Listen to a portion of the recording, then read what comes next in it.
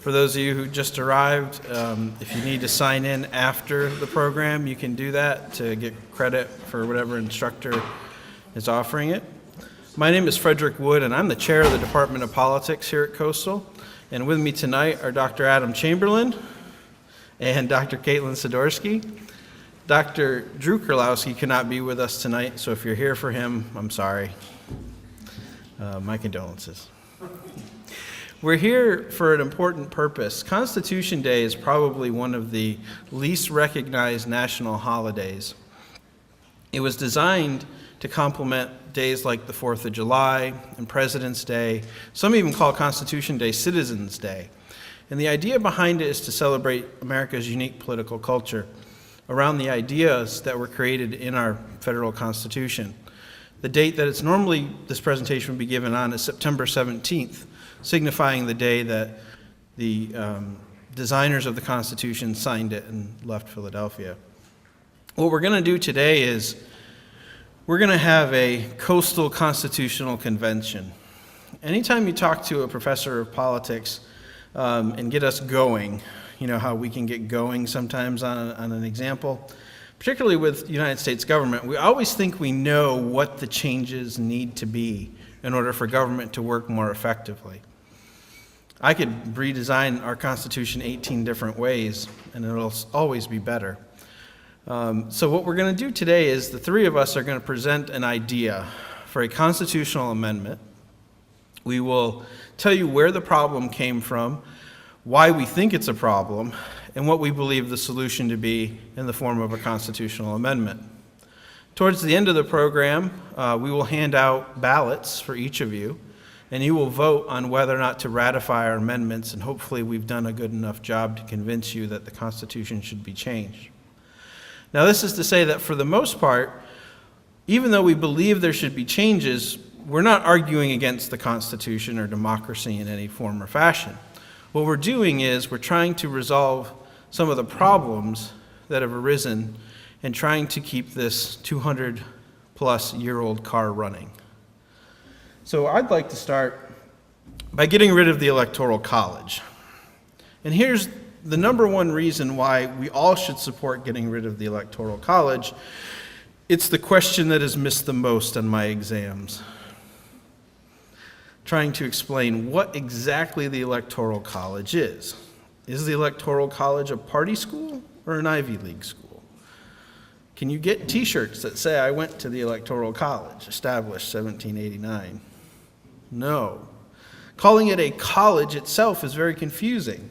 And when I try to talk about a college as a gathering of people, like the College of Cardinals when we elect a pope, well, then I'm really straining to try to teach you something. The reason I want to get rid of the Electoral College is because today, it's a really bad way of counting.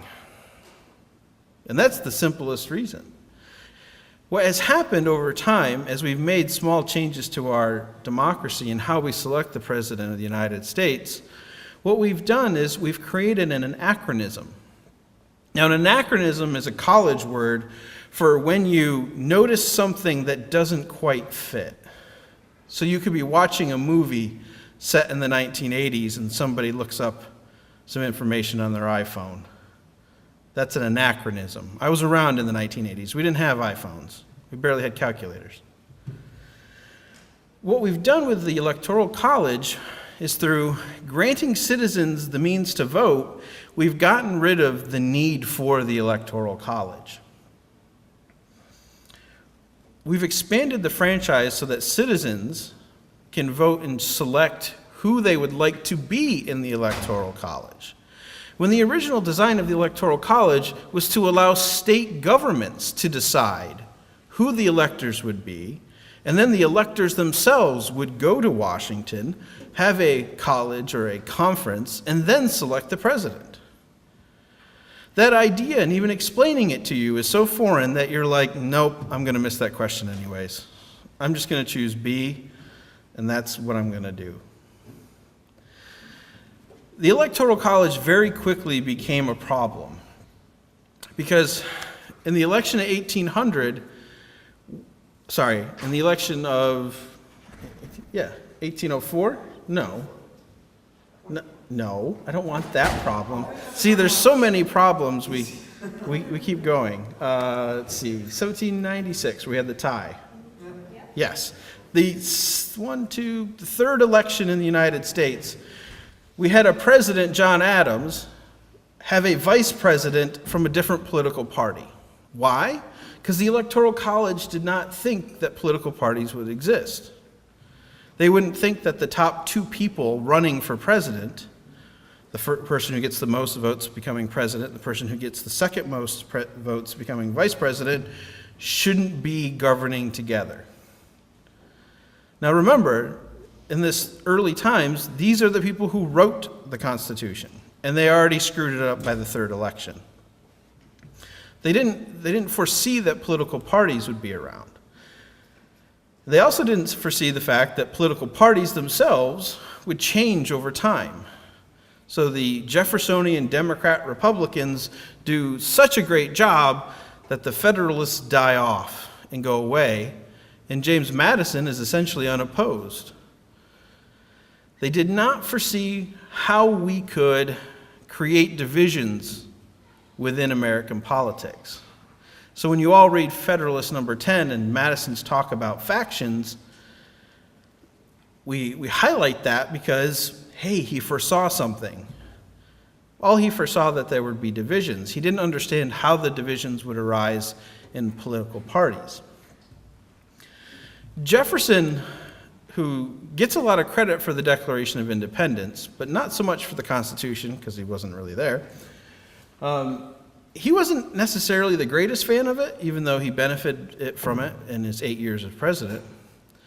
He said, one of these days, the Electoral College and the way that we select the president, it's the most dangerous blot. Now, what's a blot? It's a stain.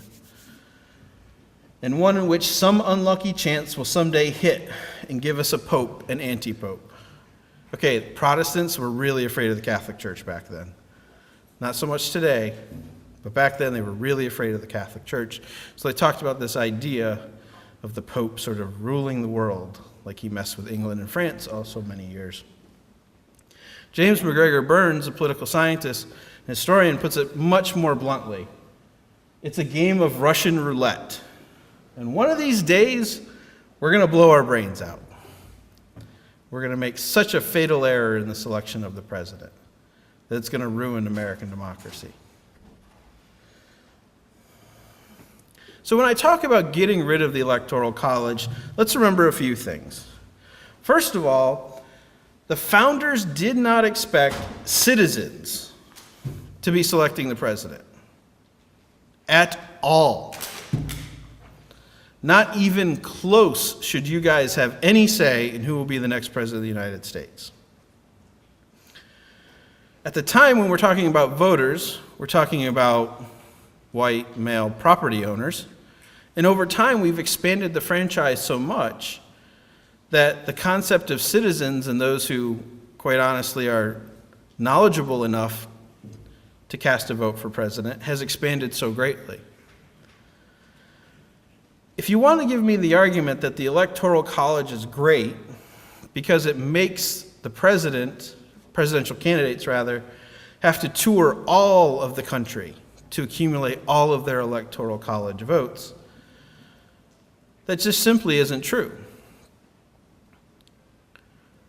The fact that Wyoming only has 650,000 people is not a reason to visit Wyoming or to skip Wyoming. It's the fact that it only has 3 Electoral College votes out of the 270 that you need. And it's a reliably red or Republican state. Those are the reasons why candidates don't really go to Wyoming. What we've done is we've changed which states are relevant. And this has been true throughout the Electoral College and the use of political parties in our system. What we have instead is there are some states that are important and some states that aren't important. The election of 1800, where Thomas Jefferson is trying to break the tie between him and Adams, New York's the important state. New York's the state that flips from one color to another. not going to go into the red and blue of the time. And finally, the last sort of argument I'll make is you'll say that the Electoral College is selecting the President of the United States, and that's the most important position. That's why the founders made it so complicated. That's just wrong. It's not the most important position in 1787 when they're writing the Constitution. Today, we feel like it's the most important position because the role or the scope of the presidency has changed. The number of staffers that President Washington had, about a dozen. There's probably more than a dozen people that opened President Trump's mail. And President Washington used his dozen to run the entire executive branch. Additionally, the scope of the federal government itself has changed. We've gone beyond just those core values of providing national defense, providing a way to talk to other countries through diplomacy, providing standards that all the states will abide by. And now we have this feeling, this anxiety, that our daily lives can be affected about whether or not one world leader gets offended by another world leader's tweets. Now, if something as insignificant as 140 characters posted on social media can bring about a world war, I hope you'll all agree with me that this presidency is not the presidency that the founders created when they thought the Electoral College was a good idea. But at my heart, I'm a numbers person. So I want to give you some numbers as to why we shouldn't follow the Electoral College. Everybody squint real quickly and make sure you can read this. Thanks for the one laugh. All right. What have I done? What is my main objection to the Electoral College? Not that the founders got it wrong, not that the presidency has changed, but taking from my children, who I spent way too many hours with today because school's not in session, it's just not fair. John and Abby can argue about anything. Anything. And I hear that's not fair 50 to 100 times a day. But here's my simple argument against the Electoral College. It's not fair. It's not fair because we have diluted an individual's vote based solely upon the accident of birth. Where did your parents conceive you? What this chart is a graphical representation of how much an individual's vote is worth towards an Electoral College vote. So if you live in Wyoming, D.C., Vermont, North Dakota, Alaska, the states at the top with the largest bar, you have the most influence, the most share over the Electoral College compared to those citizens who live in the most populous states like California, New York, Texas, Florida at the bottom. How much of a difference? Well, in Wyoming,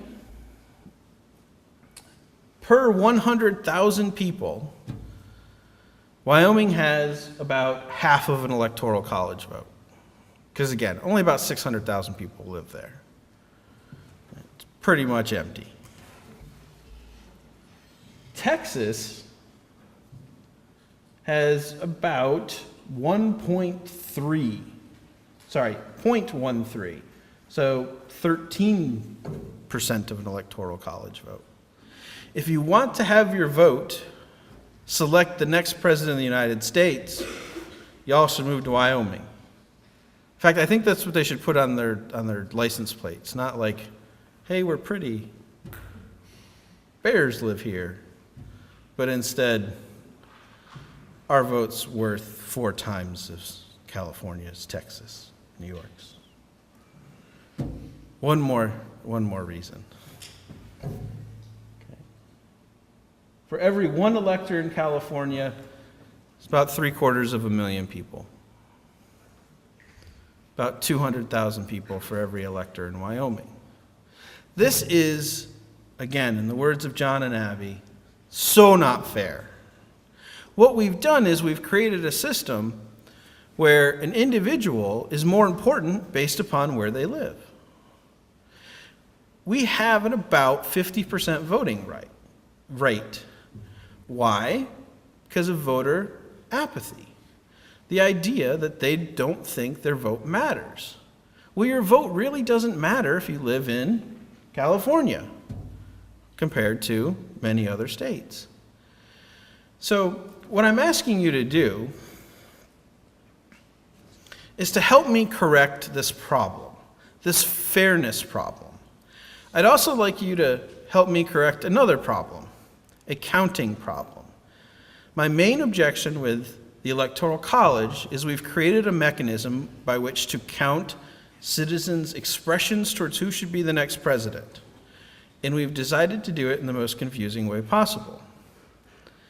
This is a graph charting the difference between an Electoral College percentage and a percentage of the popular vote.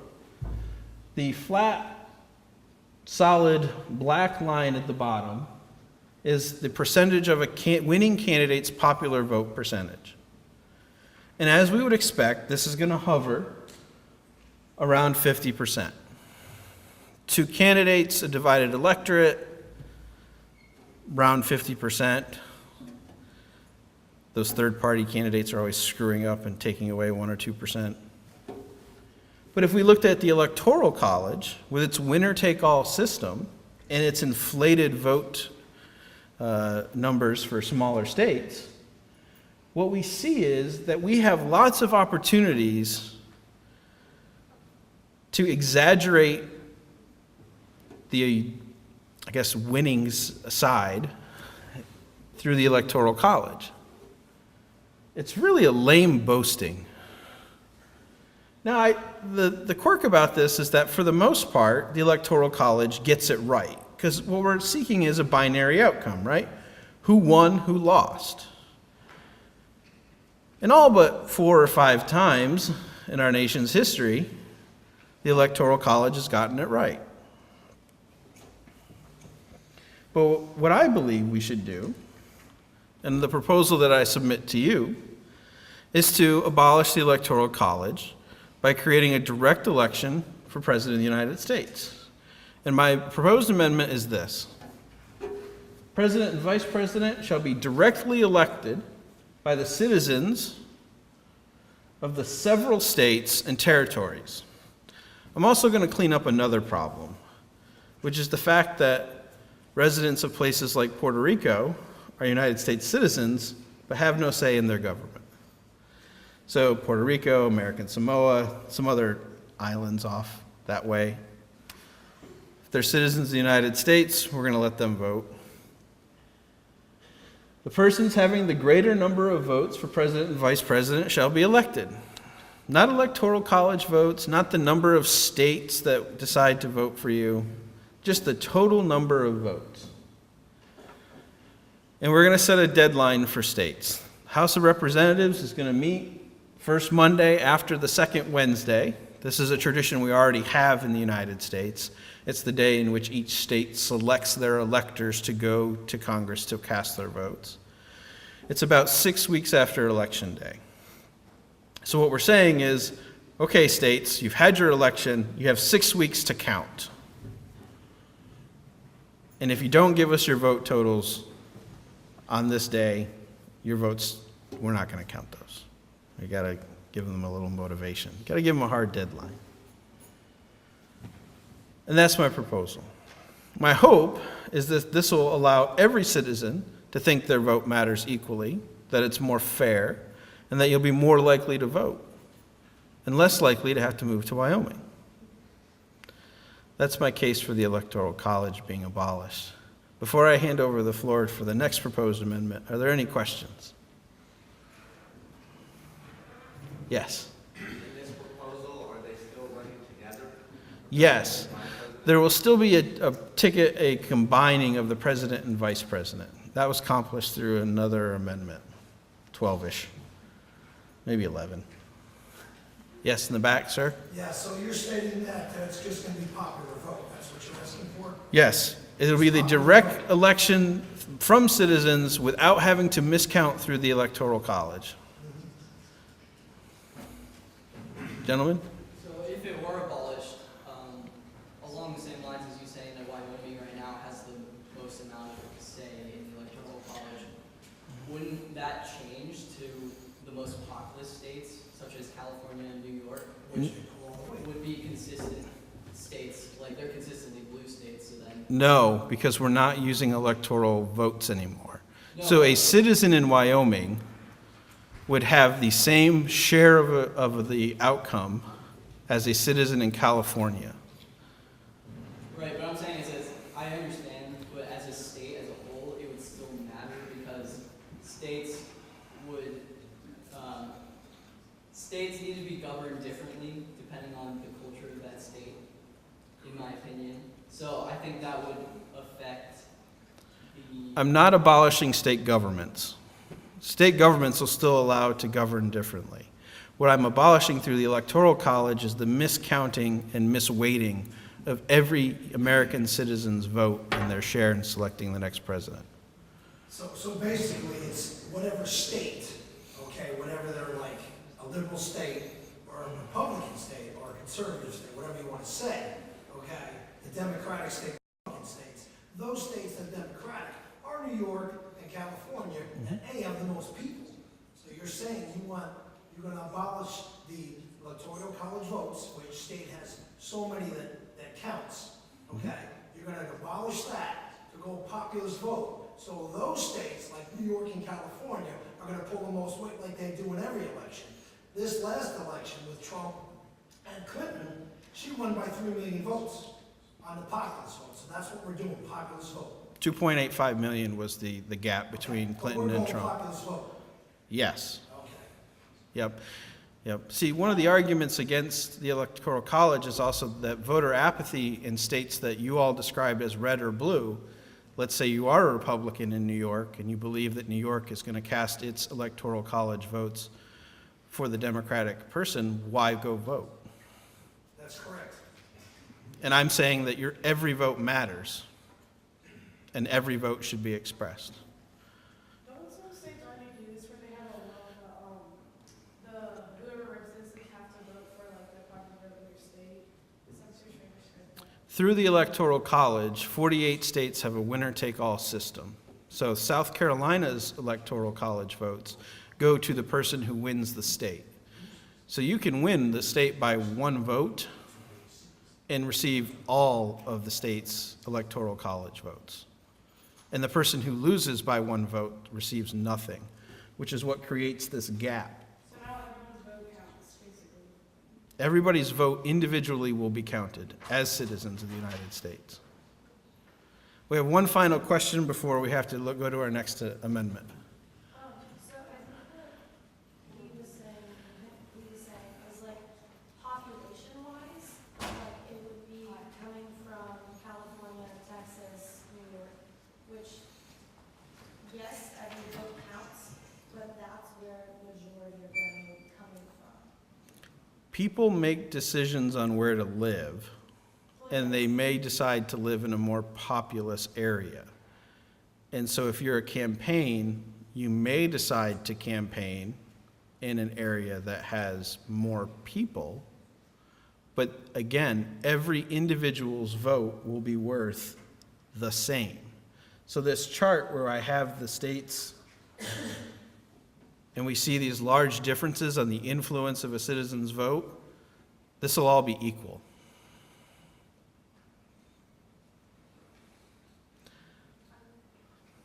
I promise that was the last question. We'll actually take questions from everybody at the end, but we're going to go on to our next amendment.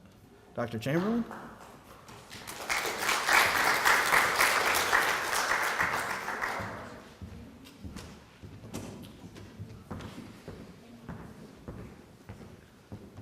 Your phone is left up here if you would like. You can use it for time. Oh, okay. Excellent.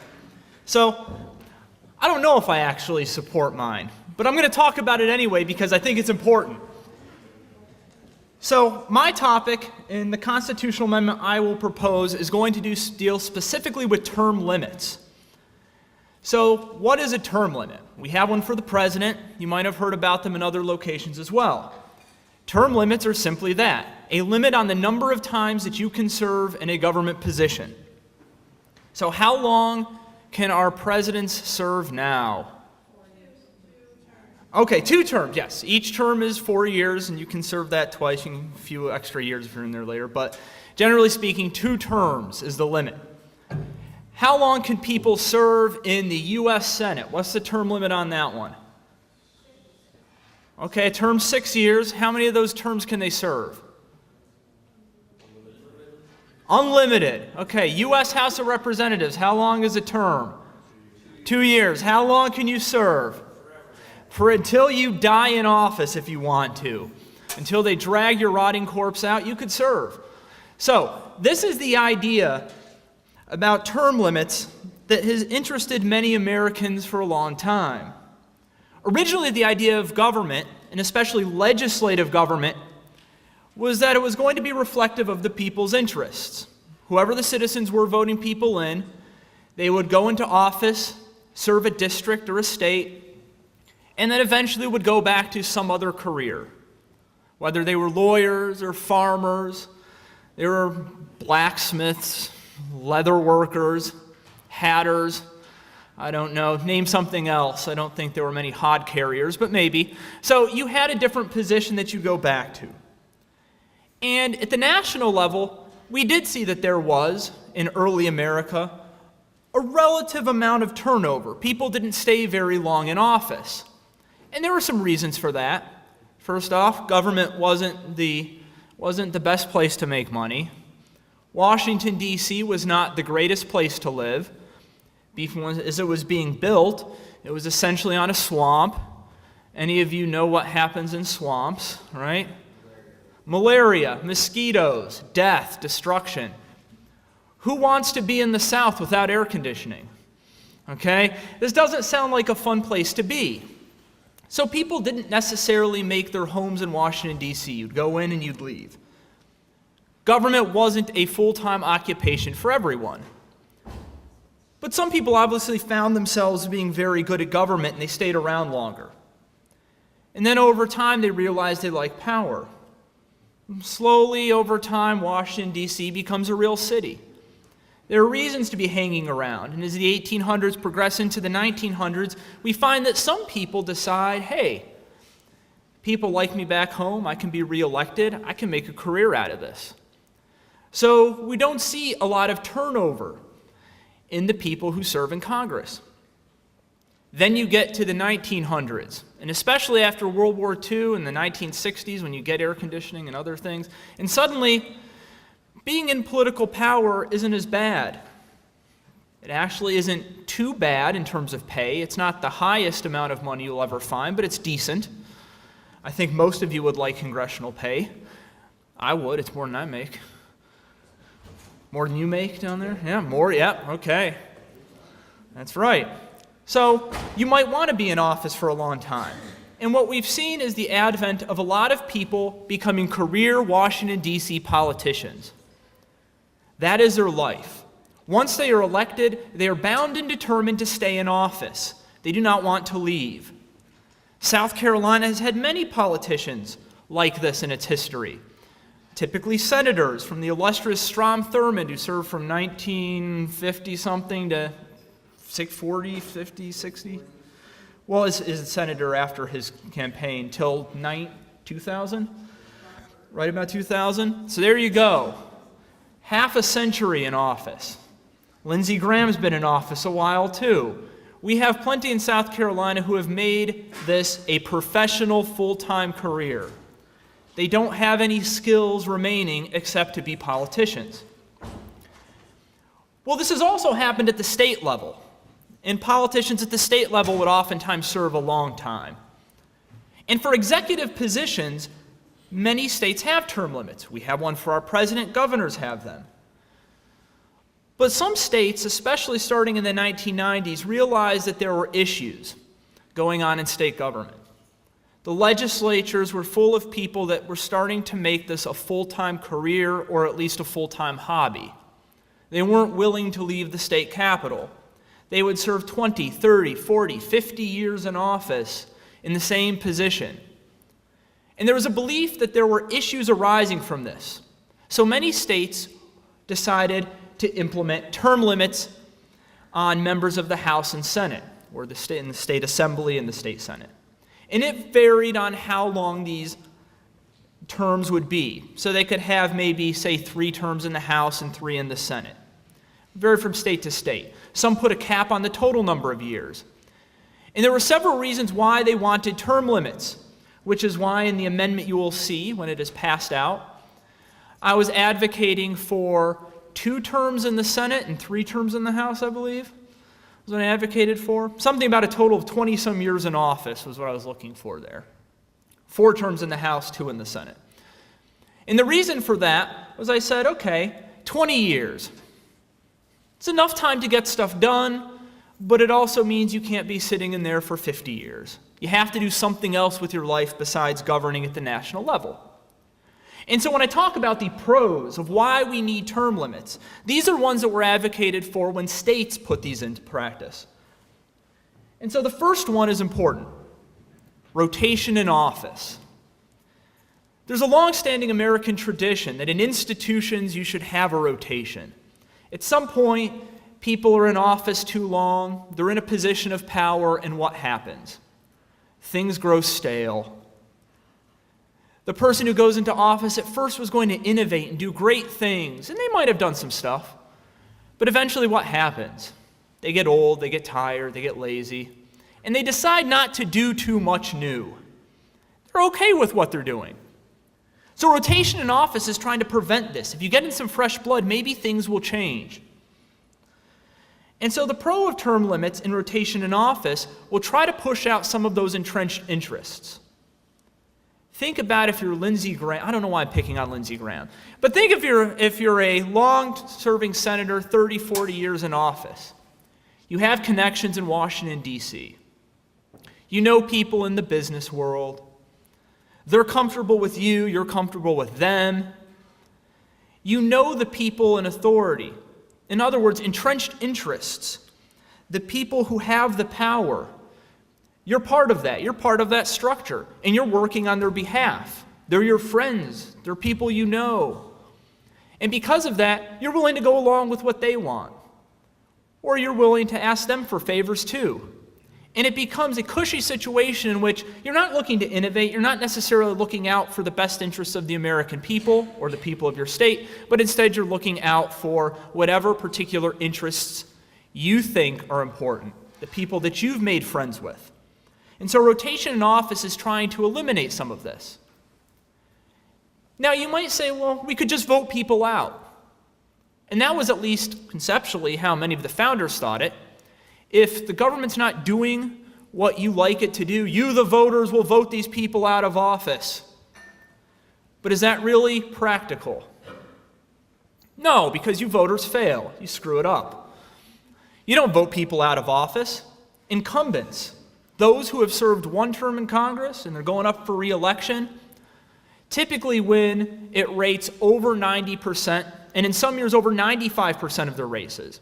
Even in years where we see an anti-incumbent wave, where incumbents start to lose office, we're only talking about maybe 87% of incumbents win. Ooh, that sounds really scary. Most incumbents aren't worried about this. So the rotation in office might actually be the way to figure out, through term limits, how to do what the voters themselves cannot do. And that is to get people out of office, to get some of that stale old ideas out, and try to shake up what's going on in government. This then leads to the second point, which we're going to see a reduction in the powers of these career-oriented politicians. In your Poly 201 classes, you might hear about this, right? That this is an era of career-oriented politics. It's candidate-centered. While political parties are rising in power again, we're thinking typically about individuals. Look at campaign signs. When you see them on the side of the road, what is the focus on? The person's name, so that when you walk in there, you know, look for the name and you check it off. It doesn't say necessarily Republican and then the name smaller. The name is first, the party is second. That's because they can continue to win re-election, and people can enter in behind me. So we want to reduce the power of career-oriented politicians and some of these self-serving behaviors. And we might be able to do that if term limits are implemented. They'll have to move on to something else. It doesn't mean that they have to leave government completely. If they have 20 years in Washington, D.C. and the legislative branches, they could take that experience back to the state governments. They could run to be governor. They could be a mayor of a big city. Or if they come from a rural area, they could serve on a county council. They could do something else with their lives besides staying in Washington, D.C. Use that expertise to help governments elsewhere. Now, once you get rid of those people, the people that come in are going to be new. They're not going to have that national government experience in the same way. They might be state representatives. They might be the city mayors or the county council people. They rotate back in. Now suddenly they're in office for the first time. And they might bring with them fresh ideas that those who'd been in office for a while don't necessarily have. Remember, states are laboratories of democracy. States are where people innovate on new policies and test them out before the federal government considers it. Well, if you have this kind of rotation in office from term limits, some of these state politicians are going to move their way up to Congress because, well, they're the people that are most prepared for it. They have legislative experience, why not? So they move up, they're operating in Congress, and they're bringing with them their state experiences, creating new policies, and doing things that maybe the American people would like more than what the old-timers are doing. And that ties into the second part, that it better reflects the public's changing demands. Because of these new individuals coming in, it's going to lead to some responsiveness. They're going to be more likely to listen to you. Why? Because that first election when they're running for office, they're not incumbents. They might actually have a real campaign that they have to run. You don't know about them. They have to convince you, the voters, to show up and vote for them. They might actually be interested in what you have to say and try to reflect what the public wants rather than what entrenched interests in Washington, D.C. want. So term limits have a potential to create a government that is more responsive, thinking about new ideas in ways that maybe the entrenched interests were not willing to listen to. But I'm going to be giving you the cons now. As I said, I don't know if I actually agree with the pros. So I'll talk about the cons. What are the problem with term limits? Well, state governments in the 1990s implement term limits, and a good number of states have since done away with them. The prospect of term limits didn't actually play out how people thought it would on paper. Yet you will still hear some politicians at times talking about the need for an amendment to the Constitution to create term limits. So what do we know from state governments that had term limits? What problems arose? The first, it's a lack of experience in government that creates a lack of trust, which can lead to a decreased legislative output and a decreased interest in trying to compromise on things that have to be compromised on, such as budgets. Essentially, if you've never been in the U.S. House of Representatives, how are you going to know how it operates on a day-to-day basis? You won't. What if you've never been in the Senate? Well, then you don't know how it works. You probably don't know all about the different people in the House or Senate. They're not people you've worked with before, potentially. And part of working together in an institution is developing relationships, correct? You have to know people. You have to understand what they're trying to do. Building up friendships and networks and communication takes time. And what states found with term limits is this lack of experience really hinders the legislative process. Because individuals don't know each other, they don't really trust one another. Even members of their own party don't necessarily trust each other. If you're in Congress, you think it would be simple, but who do you go to information?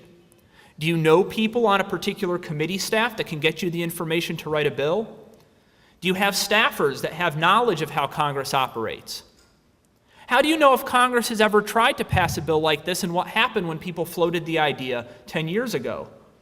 Well, come to find out, sometimes those old-timers knew what was going on and were actually a good source of information. They understood what was feasible for government to do and what was not feasible. So term limits actually limit the experience in government. Ultimately, this creates a knowledge deficit, meaning they don't really know enough about what's gone on in the past and how to handle things. So government operations slow down. And when government operations slow down, it makes working on short-term and then long-term projects difficult.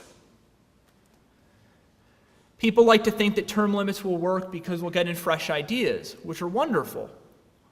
But if you want to make changes to government, you want to do actual reforms, these do not take place overnight. Something that neither party wants to address today is the fact that if you want to make real substantive changes to policy, the changes you make now might not show any kind of effect for decades. Policies take a long time to have an effect, but we don't want to think about that today. And term limits are the greatest example of this. It's for people who have short attention spans. I didn't get what I want, so now these other people have to come in. That'll solve the problem. And I say this at a time when the government sometimes doesn't appear to be able to handle anything. Well, let me tell you, on the other extreme, when you have term limits, they also have no time to handle anything. If you're only in office for 2 or 3 terms, what ends up happening? People rush through stuff. Why? Because if you know that you're going to have to look for a job elsewhere as a politician and you need accomplishments, you'll try to string together any pile of garbage and put it out there to the public and say, this is good, look at what we accomplished. And so states that had term limits found that the representatives would pass laws that weren't always that good or thought through. And guess what? They don't deal with the consequences 10, 20 years down the road when that program fails, when what sounds good on paper actually stinks in practice, because they're already gone. They could go and claim success policy-wise, but then they're not there to deal with the repercussions in the aftermath. So then how does this process work in states that had term limits? Well, 2 different groups tended to increase power. One, political parties started to exert themselves. So in the absence of politicians knowing what was going on, they just relied on people in the political organization. In many states, what we'll call interest groups, or what the media calls special interests, they essentially dictated the process. You're a first-term legislator in Idaho. You don't know what's going on. You're a Republican or a Democrat. You just got elected. You don't know who to contact. You don't know what bills to write. Well, it's kind of hard when the natural gas industry or some other extractive industry approaches you with legislation and say, this is great for the people of Idaho in your district. You should just pass this. Just submit it. And so interest groups were able to exert a lot of influence. Why? Because they've been lobbying state governments for years. They know what laws have been passed, and the legislators didn't. So it created a situation where other organizations were able to dictate the legislative process. What's worse is that people thought, the entrenched interests are going to go away. Government's going to be cheaper because all of those money-sucking politicians are gone. And in fact, the opposite happened. Budgets increased. Why? Because they had no idea how to budget. There was no expertise left. Term limits actually took away the expertise, didn't do what they were going to do. So many states moved away from them because they realized how flawed this was. So ultimately then, I want you to vote on this proposal. I don't know which side actually sounds better. No person shall serve in the House of Representatives for more than 4 terms, and in the Senate for more than 2 terms. This gives people, if you do the math, 20 years in Washington, D.C. in the legislative branch. I think this is a fair balance between the 2 sides I just talked about. 20 years is enough across two branches to try to enact some kind of serious legislative achievements, but it's also not long enough that you can make a full-on lifetime career out of this. You can make a good start here, but you're going to have to do something else with your life. You're not going to be able to stay there from 35 to 55 and then tack on another 40 years. You got to do something else. It's a good balance between the experience that is necessary in government to have it operate and function properly, while still balancing it with the fresh ideas that can come in from people who have not been in Washington, D.C. for 40 years and may be out of touch with what's going on at the state level. So that's my proposal, and you can vote either way on it. Questions about this? Questions about term limits? Yes, sir. Quick question, it's a two-parter. All right. Uh-oh. Those, okay, tried to term limit. Yes. You said they had tried. Yes. Those coming in new, okay, Yes. how does everyone learn that comes in new? Whether it's 10 years ago or 50 years ago? If you're coming in new, aren't you just like the new kid on the block? Sure. Typically, there was always a bit more of experience, and those experienced members of the parties would teach the new people about the process and the system. And so it became one where, when they would also talk together in their relationships across parties, you kind of got trained along the way. There's always been staff members as well that would help with this, and more staff members now than before. But when term limits were a little too short, and you had a bunch of experience kicked out of office all at one time, having a bunch of new people in really made it so that they didn't have any true legislative experience. Second part. Yes. Your idea Yes. is every state going to start at the same time? Like, okay, 2018, we're doing this, every state is going to do this. We could do. Or are you suggesting that possibly you stagger it, so there's not that big loss of people all going out at the same time in 20 years? Doesn't matter. I mean, what do you... Yeah. I mean, if we stagnated it for Senate, for example, it wouldn't be a problem. If you implemented it right now for the Senate and it's up for the next election, you could easily do that, and that would preserve some expertise in the Senate, but then slowly move people out. That's what I'm looking In the House, even now, more than 4 terms, you'd still have a number of people in the House with experience remaining if you implemented it in every state at the same time. for. Okay, thank you. Yep. Good questions. Others? Convinced you all. My case was so good. It was. No, okay. Nothing from Mr. Battaglia. Nothing? No, you're good? Okay. All right. Well, thank you very much. And I will... All right. Thank you. I will yield the floor to Professor Kaitlin Sidorsky talking about the Equal Rights Amendment.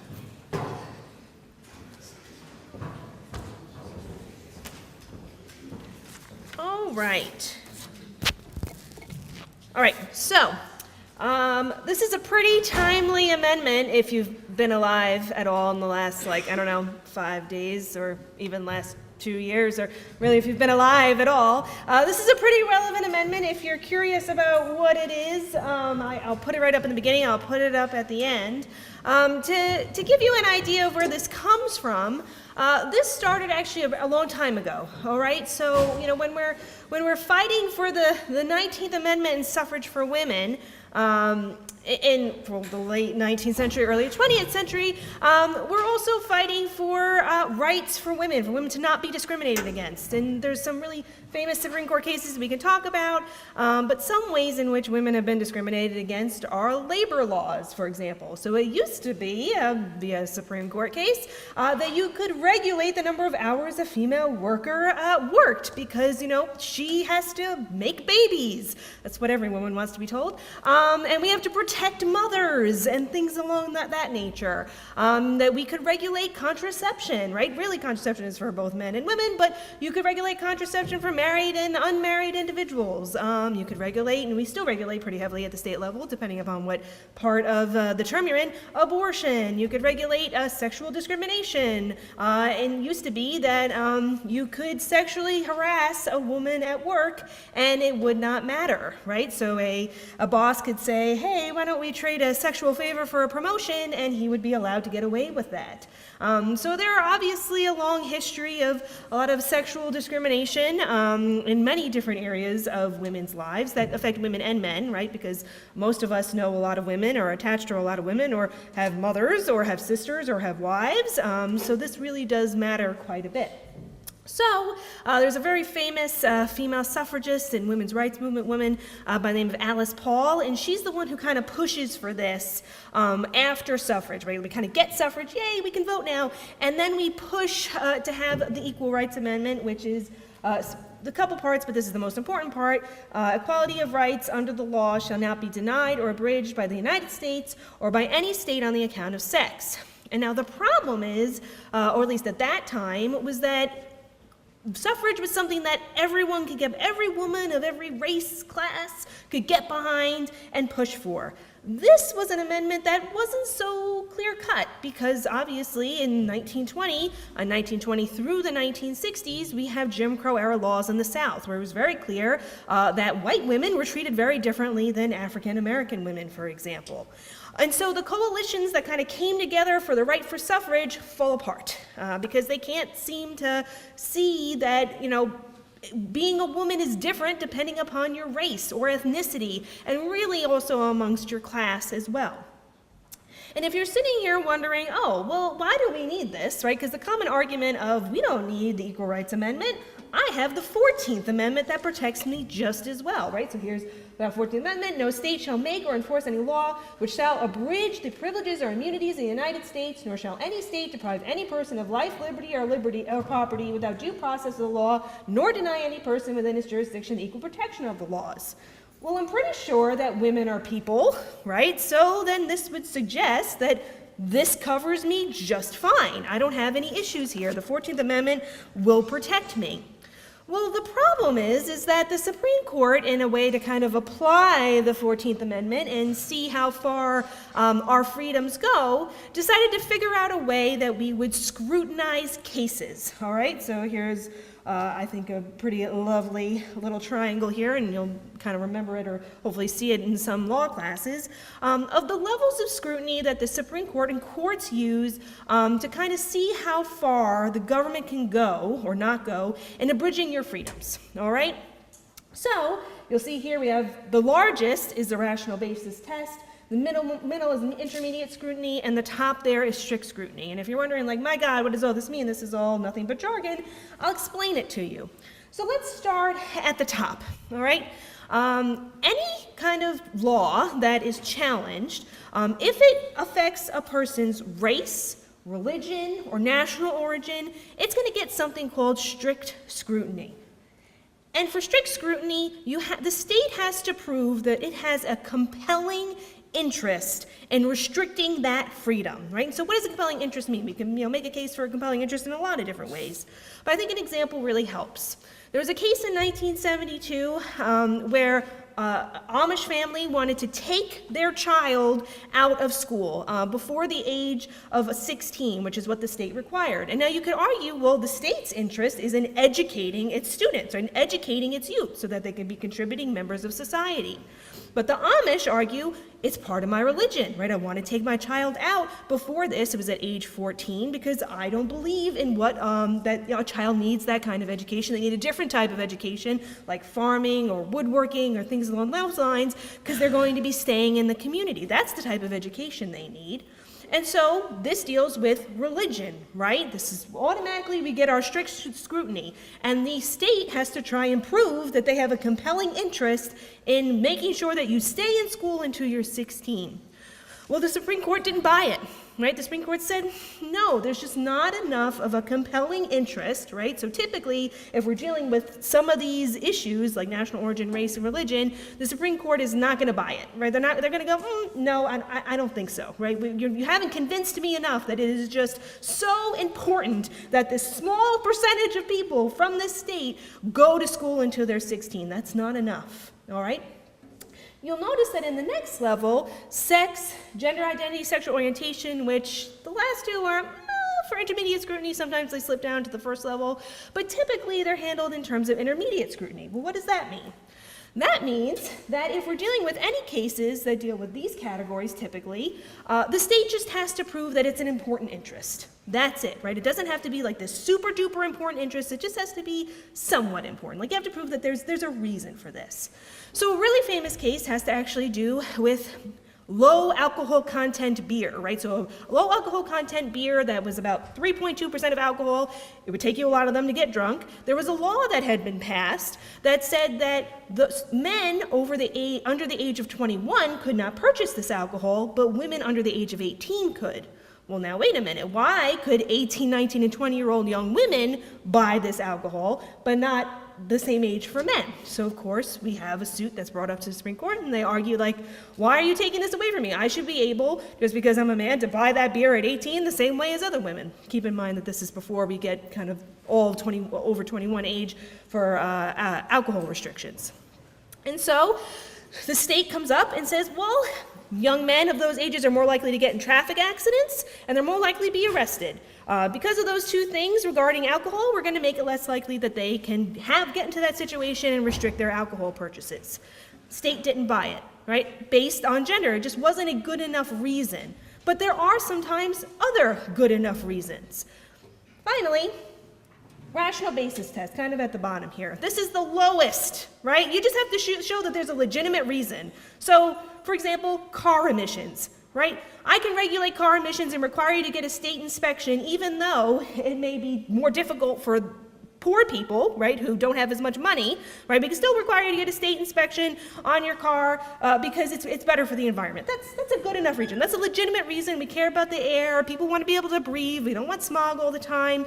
So that's a legitimate enough reason to require people to go and get their car inspected, even if it may be more of a burden on the poor because they have to come up with the money. The money is not as readily available.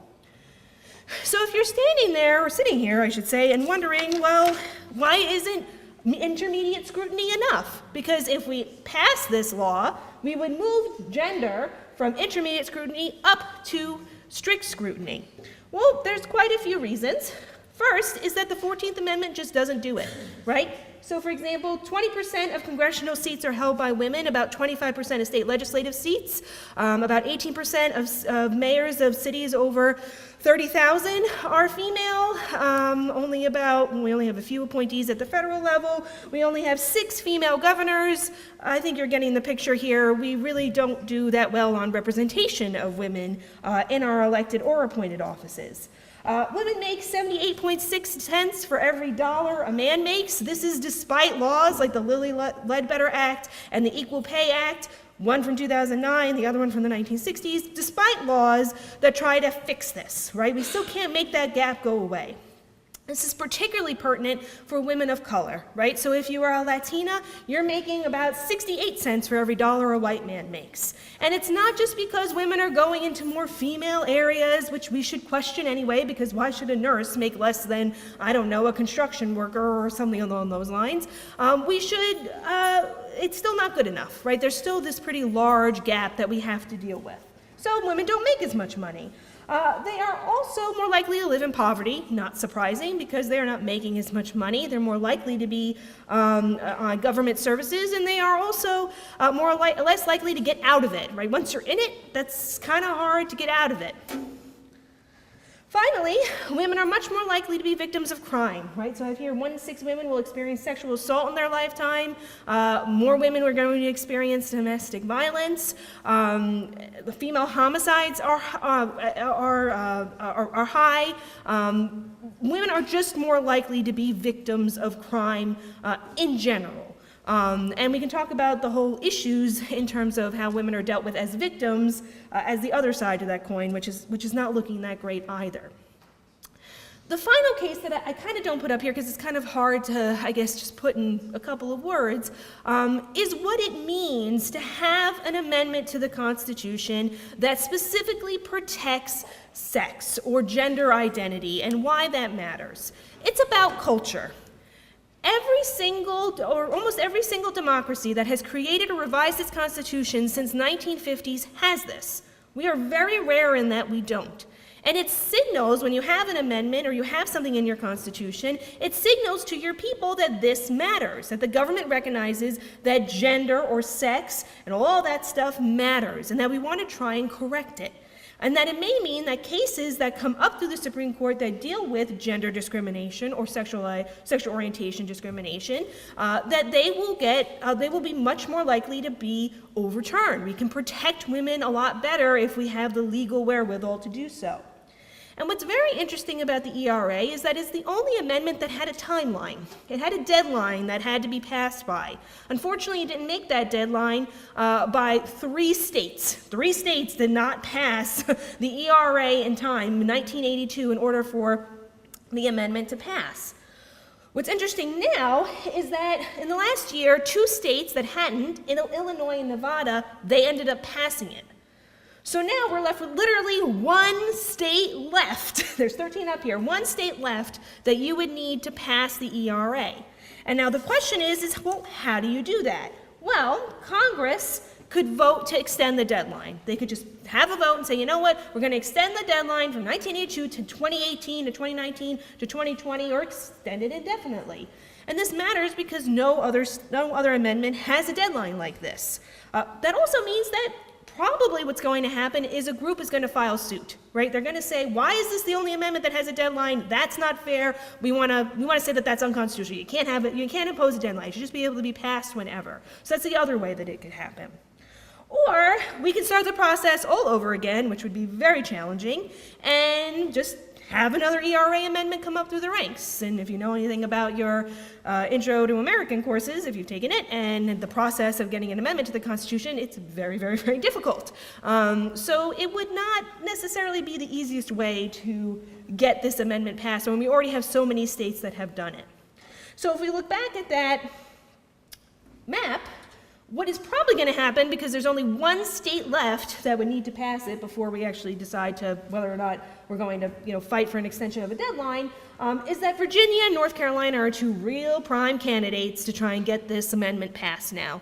The reason why is because they've changed a lot, all right? They've changed a lot in terms of partisan control, and that it's probably a little bit more likely that a Virginia versus a North Carolina versus an Alabama, a Mississippi, or a Louisiana are going to pass this. Particularly because I can tell you that Louisiana has 12% of its state legislature comprised of women, so you can imagine that there's not that much female representation happening in that state altogether. So, in case you're wondering what it looks like again, it's important to consider passing the ERA to signal from the government that gender matters, sexual identity matters, gender identity matters, that this is something that the Supreme Court and the courts in general should take seriously. This has been passed by many states and state government at the state level, so it's not like, this is something that is crazy or is not done. And obviously, what we have already, right, in terms of the 14th Amendment just doesn't do it, right? It's not fixing the problem, and an extra amendment specifically calling out on gender might actually fix this large gender imbalance and problematic culture that we have in this country. Any questions on this amendment? Yes, in the back. All right, so if it's going to be equal across the board, would that mean that females and males will not be regarded anyway when it comes to registering for the draft? Yeah, so that's one thing that could happen with the Equal Rights Amendment, is that we could require men and women to enter the draft. So there's a very famous woman by the name of Phyllis Schlafly who kind of leads the charge in trying to fight the ERA in the late 1970s, 1980s. And this is one of the reasons she brings up, that women should not be able to fight in combat and enter the draft, that we may use unisex bathrooms. Yes, that was an argument against why we should not have the ERA, that same-sex relationships may be approved. These are all reasons that had been used by her to argue why we shouldn't have the ERA, which was very effective then, but kind of falls upon deaf ears now, because we have same-sex marriage, women are allowed to fight in combat. Okay, we don't have the draft, but women are allowed to fight in combat, and most people don't care too much about unisex bathrooms. So yes, the draft would have to probably be available for both genders. Yes? Okay, so you mentioned equal rights across the whole board, but how do you know that this will solve anything?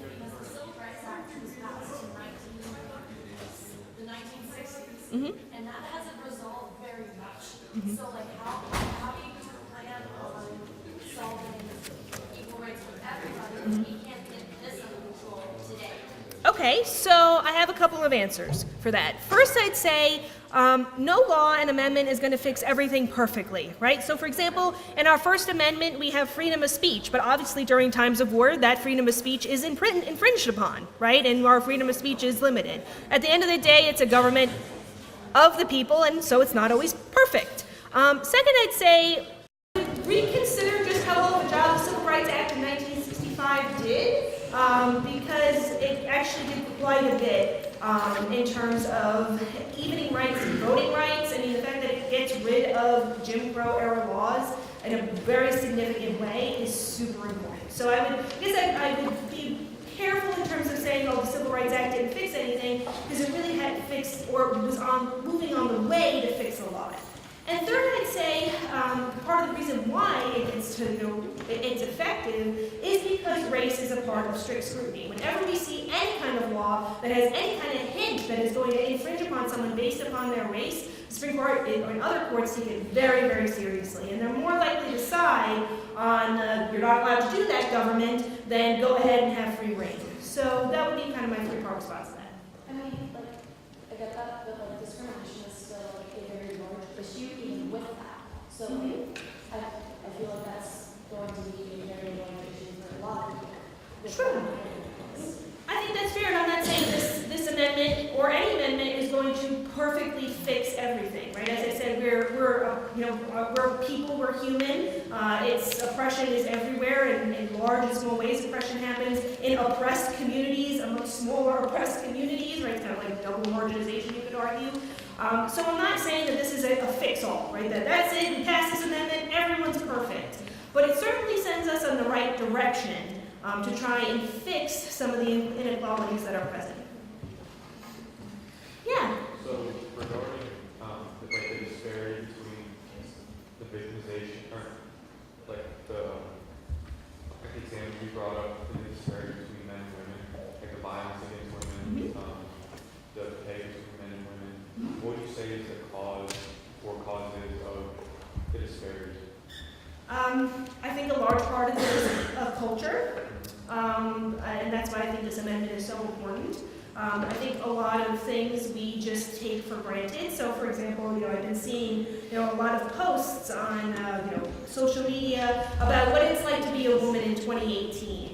And how you don't run outside. You certainly don't run outside at night. Or if you do, you take very serious precaution. You run in groups. You always lock your doors. You try not to, or you think about dressing provocatively or drinking too much or leaving your drink out. That there's just different ways in which we function as women versus men, and for a lot of different reasons. Then I thought about how that affected me personally. My husband always makes fun of me that I locked the storm door. He's like, well, it's just a storm door. I locked the sliding glass door. I kind of said to him, it's habit, right? That I always take extra precautions to make sure I am safe, even when I'm in my own home. Because I know that, hey, if I'm followed home one night after being out or walking around the community, that someone may follow me. Not because I want them to, but because they just might. And so I think a lot of it is a culture that is present, and it's not just present in this country. Inequality happens everywhere, but it is a culture in this country that I think is the root for a lot of the inequalities. Was there one in the back? I didn't want to. Yeah, it's just a discrimination thing. Being someone with a disability, because of the Civil Rights Act of '64, is why we came up with the American Disability Act, even though that is flawed in many ways.